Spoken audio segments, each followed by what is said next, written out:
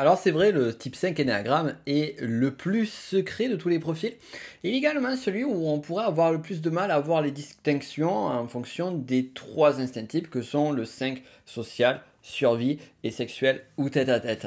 Et justement dans cette vidéo et dans les prochaines, on va aller voir plus en détail ces différenciations qui sont présentes sur le 5.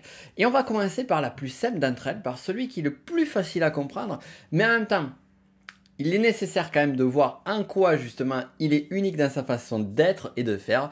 J'ai nommé le 5 survie, également appelé 5 conservation. Je te souhaite la bienvenue sur cette vidéo. Si tu ne me connais pas encore, je m'appelle Nico Pen.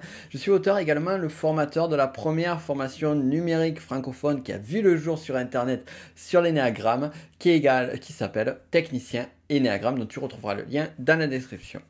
Alors, le type 5 Énéagramme, c'est le monde, sa vision du monde. Moi, j'aime bien vraiment commencer par sa vision du monde. C'est le monde est intrusif. Il faut le comprendre pour s'en protéger. Le monde est intrusif, il faut le comprendre pour s'en protéger. Donc, on a vraiment ce recul par rapport à un monde qui essaye de venir vers soi. On a cette sensation d'intrusion et le besoin d'avoir un maximum d'informations.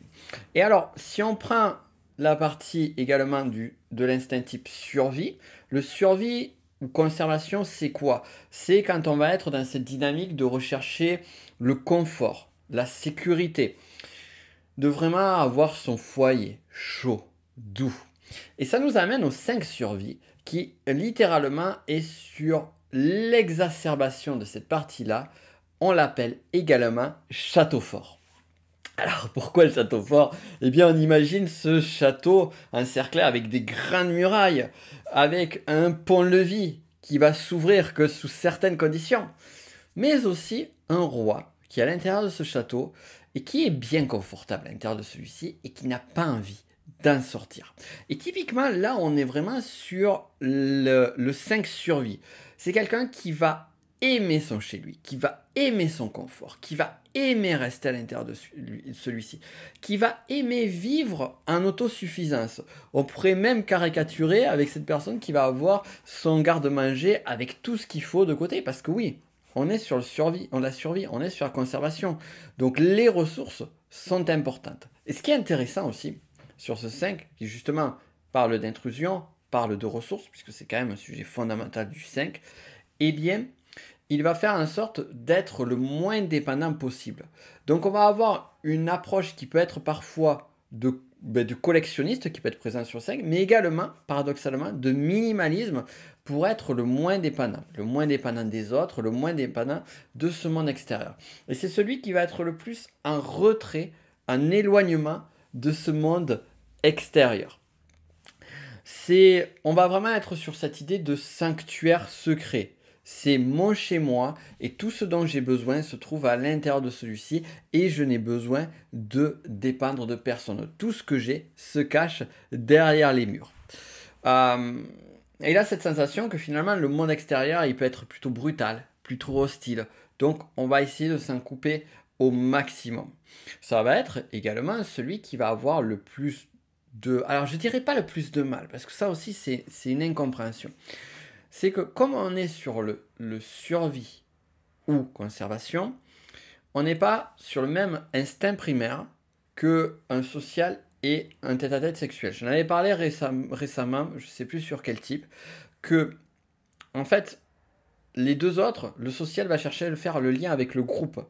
C'est vraiment le groupe qui est important, qui est primordial. Le tête-à-tête sexuel, c'est l'intimité, c'est le lien à l'autre, c'est la relation charnelle, la relation sexuelle, la relation intime, affective, les relations aussi ça peut être. Donc il va y avoir cette notion de lien. Lorsqu'on est sur le survie, c'est juste lié, c'est un lien à la survie. Et donc on va avoir le foyer en lui-même, mais on va vraiment se couper. On n'a pas besoin de faire le lien. Donc j'allais dire, le 5 survie, c'est celui qui parmi les 3-5 va avoir le plus de mal de faire du lien avec les autres. Mais en fait, c'est pas ça. C'est celui qui va en avoir le moins besoin. Donc, il va être en lien avec très peu de personnes et très souvent, ce sera des membres de sa famille puisqu'on est sur l'instinct survie. Donc, on est très lié au foyer et à la famille.